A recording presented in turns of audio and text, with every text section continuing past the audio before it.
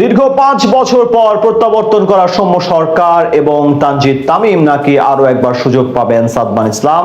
Australia বিপক্ষে প্রথম টেস্টে কেমন হতে চলেছে বাংলাদেশের টপ অর্ডার? স্কোয়াডে আছেন একাধিক তারকা ক্রিকেটার, উইকেট বিবেচনায় কঠিন সিদ্ধান্ত নিতে পারে টিম ম্যানেজমেন্ট। সেখান থেকে টাইগারদের সম্ভাব্য টপ অর্ডার নিয়ে বিস্তারিত এই রিপোর্টে।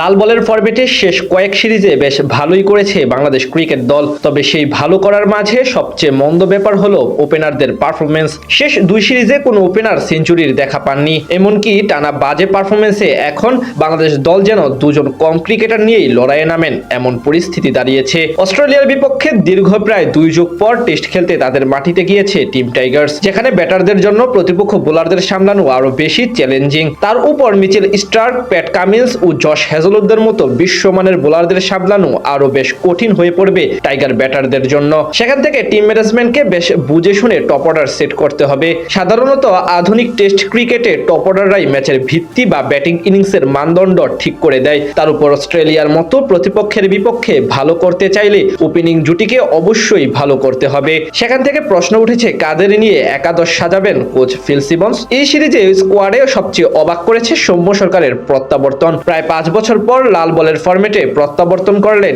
এই বামহাতি ব্যাটার। মূলত অস্ট্রেলিয়ার বাউন্সিং পিচের কথা মাথায় রেখে তাকে দলে নিয়েছে নির্বাচকরা, কারণ এমন কন্ডিশনে বরাবরই ভালো করার সামর্থ্য রয়েছে তার। ক্যারিয়ারে একমাত্র টেস্ট সেঞ্চুরিটিও এসেছে তাসমান পারের আরেক দেশ নিউজিল্যান্ডে। সেখান থেকে প্রথম টেস্টে সৌম্যর থাকা অনেকটা নিশ্চিত। টেস্ট ক্যারিয়ারে 16 ম্যাচে 831 রান করেছেন এই ব্যাটার, প্রায় 28 গড়ে 4টি অর্ধশতকের সাথে তার নামের পাশে আছে একটি সেঞ্চুরি। উদ্বোধনী ব্যাটার হিসেবে তার সঙ্গী কে হবেন সেটাই সবচেয়ে বড় প্রশ্ন। ব্যাটাতে দীর্ঘদিন ধরে রান খরায় ভুগছেন সাদমান ইসলাম। গেল জিম্বাবুয়ের বিপক্ষে ম্যাচেও নামের প্রতি সুবিচার করতে পারেননি তিনি। চলমান বছর 2টি টেস্ট খেলেছেন তিনি, সেখানে রান করেছেন কেবল 52, গড় ইনিংস প্রতি মাত্র 13। তাই অস্ট্রেলিয়ার বিপক্ষে আপাতত সাদমানকে দেখার সম্ভাবনা একেবারে ক্ষীণ।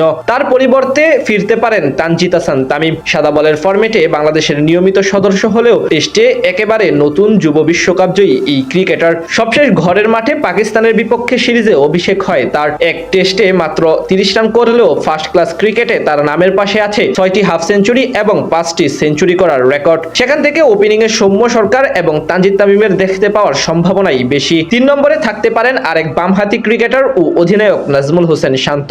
বর্তমানে জাতীয় দলের অন্যতম গুরুত্বপূর্ণ সদস্য ধরা হয় তাকে। চলতি বছর 3 টেস্টে 281 রান করেছেন, প্রায় 46 গড়ে, একটি সেঞ্চুরির সঙ্গে নামের পাশে আছে একটি অর্ধশতকও। অস্ট্রেলিয়ার কন্ডিশনে যদিও এবারই প্রথম টেস্ট খেলতে যাবেন শান্ত, তবে তার কাঁধে বাড়তি দায়িত্ব থাকবে 2 ম্যাচেই। সব ঠিক থাকলে এই 3 বামহাতিকে নিয়েই একাদশের টপ অর্ডার সাজাতে পারে বাংলাদেশ ক্রিকেট দল।